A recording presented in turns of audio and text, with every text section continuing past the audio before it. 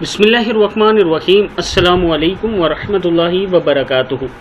Daily Mohammad channel की तरफ से आज मैं अपने दोस्तों को बहुत ही प्यारी हदीस सुनाऊंगा जो रसूलुल्लाह सल्लल्लाहु अलैहि वसल्लम ने हमें फरमाई।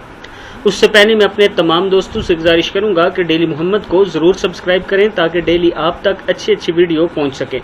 तो शुरू करते हैं आज का लेसन। बिस्मिल्लाहिर्रहमानिर्रहीम। रसूलुल्लाह सल्लल्लाहु अलैहि वसल्लम ने इरशाद फरमाया, जो शख्स हक पर होते हुए झगड़ा छोड़ दे इसके लिए जन्नत के निचले दर्जे में महल की ज़मानत देता हूँ, और जो मजाक में भी झूठ छोड़ दे इसके लिए जन्नत के बीचों बीच महल की ज़मानत देता हूँ, और जिसके अखलाक अच्छे हों इसके लिए जन्नत के ऊंचे दर्जे में महल की ज़मानत देता हूँ। अबू दाऊद की हदीस है।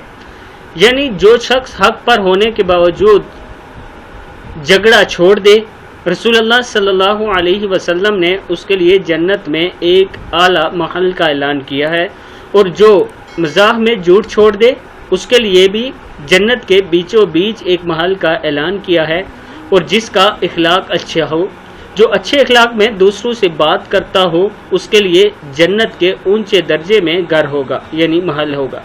अबू दाऊद में यह हदीस मौजूद है। मैं अपने दोस्तों से गुजारिश करूंगा कि इन तीनों आदात को अपनाएं, अपने अंदर इन आदात को पैदा करें ताकि हमारे लिए भी जन्नत में महल बन सके।